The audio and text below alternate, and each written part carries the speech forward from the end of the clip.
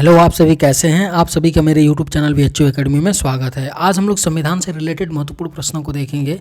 ये सारे प्रश्न होने वाले आगामी एग्जामों के लिए बेहद ही महत्वपूर्ण होने वाले हैं। तो चलिए आइए एक एक करके शुरू करते हैं। भारतीय संविधान में कुल कितने मौलिक कर्तव्य दिए गए हैं? इसका राइट आंसर क्या है? तो ऑप्शन है 11। भारतीय संविधान में कुल कितने मौलिक कर्तव्य दिए गए हैं? तो 11। और जो मौलिक कर्तव्य की अवधारणा है किस देश के संविधान से लिया गया है? तो रूस के संविधान से लिया गया है मौलिक कर्तव्य के अवधारणा को। और किस आर्टिकल में है? तो आर्टिकल 51A में है। किस में है? आर्टिकल 51A में मौलिक कर्तव्य को रखा गया है।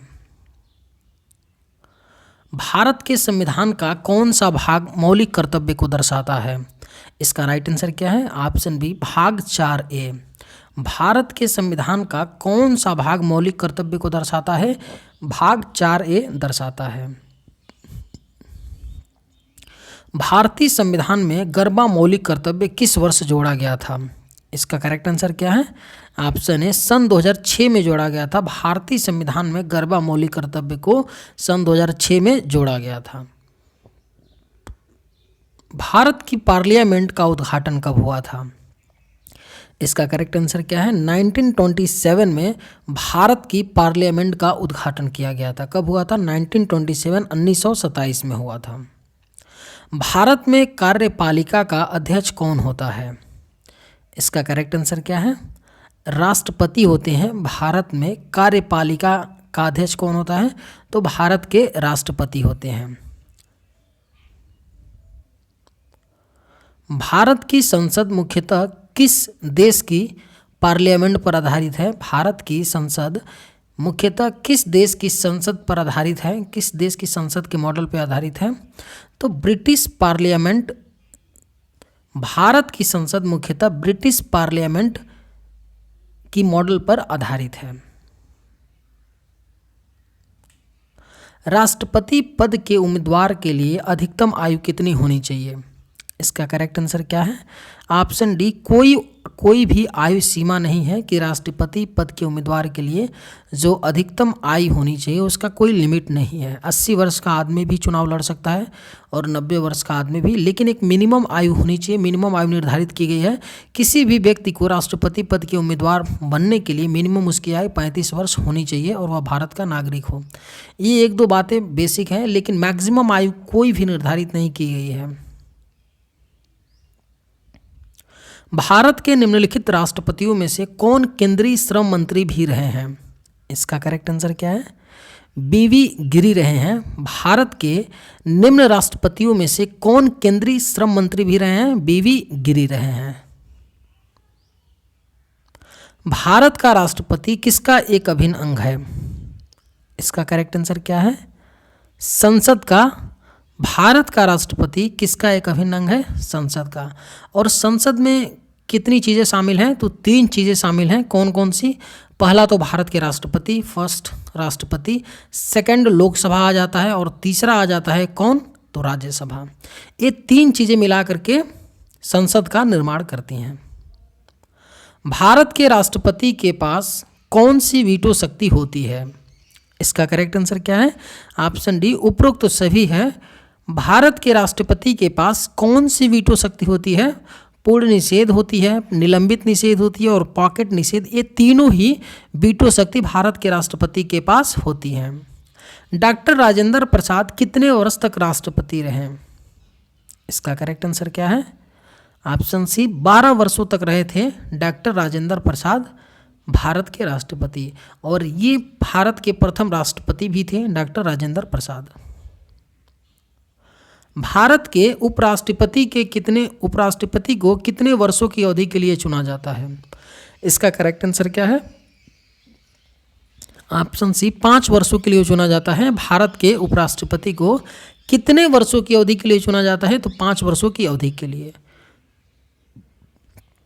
उपराष्ट्रपति अपना त्याग पत्र किसे संबोधित करते हैं? इसका करेक्ट आंसर क्या है? राष्ट्रपति को करते हैं। उपराष्ट्रपति अपना त्यागपत्र किसे संबोधित करते हैं? राष्ट्रपति को। और राष्ट्रपति अपना त्यागपत्र किसे संबोधित करेंगे? तो उपराष्ट्रपति को। यहाँ वाइस वर्सा होता है, इस चीज़ को आप लोग याद रखिएगा कि राष्ट्रपति उपराष्ट्रपति को और उपराष्ट्रपति राष्ट्रपति को। उत्तर प्रदेश से राज्यसभा के लिए कितने सदस्य चुने जाते हैं? इसका करेक्ट आंसर क्या है? 31। उत्तर प्रदेश से राज्यसभा के लिए कितने सदस्य चुने जाते हैं? तो 31 सदस्य चुने जाते हैं। राज्यसभा में किस राज्य के प्रतिनिधियों की संख्या सर्वाधिक है? इसका करेक्ट आंसर क्या है? Option D, Uttar Pradesh. राज्यसभा में किस राज्य के प्रतिनिधियों की संख्या सर्वाधिक है? उत्तर प्रदेश में सर्वाधिक है। बिहार में लोकसभा सीटों की कुल संख्या कितनी है? इसका करेक्ट आंसर क्या है? ऑप्शन है 40 है। बिहार में लोकसभा सीटों की कुल संख्या 40 है। वर्तमान में किस राज्य का लोकसभा में अधिकतम सदस्यों की संख्या के हिसाब से दूसरा स्थान है? इसका करेक्ट आंसर क्या है? Option B, Maharashtra. वर्तमान में किस राज्य का लोकसभा में अधिकतम सदस्यों की संख्या के हिसाब से दूसरा स्थान है? पहले स्थान पे तो उत्तर प्रदेश है, जहाँ पे सबसे ज़्यादा लोकसभा सीटें हैं 75। उसके बाद दूसरे स्थान यहाँ पूछा गया है, तो महाराष्ट्र इसका करेक्ट आंसर होगा। लोकसभा चुनाव लड़ने के लिए न्यूनतम आयु कितनी होनी चाहिए? इसका करेक्ट आंसर क्या है? ऑप्शन बी, 25 वर्ष होनी चाहिए। लोकसभा का चुनाव लड़ने के लिए जो मिनिमम आयु निर्धारित की गई है 25 ईयर्स। और यही क्वेश्चन आपसे पूछा जाए कि प्रधानमंत्री पद पे नियुक्त होने के लिए न्यूनतम आयु कितनी होनी चाहिए, तो यह भी 25 वर्ष होनी चाहिए। भारत में एक व्यक्ति अधिक से अधिक कितनी बार प्रधानमंत्री पद पर नियुक्त हो सकता है? इसका करेक्ट आंसर क्या है? ऑप्शन डी, कितनी ही बार। भारत में एक व्यक्ति अधिक से अधिक कितने बार प्रधानमंत्री पद पर नियुक्त हो सकता है? तो इसकी कोई भी सीमा नहीं है, वह कितनी भी बार नियुक्त हो सकता है। लेकिन अमेरिका में बात करें तो अमेरिका में प्रेसिडेंट होते हैं, राष्ट्रपति होते हैं, तो एक व्यक्ति 2 बार से अधिक प्रेसिडेंट नहीं रह सकता है। भारत में शक्तियों का प्रमुख उभरता केंद्र है। इसका करेक्ट आंसर क्या है? प्रधानमंत्री। भारत में शक्तियों का प्रमुख उभरता केंद्र कौन है? प्रधानमंत्री। निम्नलिखित में से कौन लोकसभा का नेतृत्व करता है?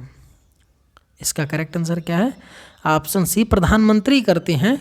लोकसभा का नेतृत्व कौन करता है? प्रधानमंत्री करते हैं। संघीय मंत्रिपरिषद का अध्यक्ष कौन होता है? इसका करेक्ट आंसर क्या है? ऑप्शन बी, प्रधानमंत्री होते हैं। संघीय मंत्रिपरिषद का अध्यक्ष कौन होता है? तो प्रधानमंत्री होते हैं। प्रथम लोकसभा का गठन कब हुआ था?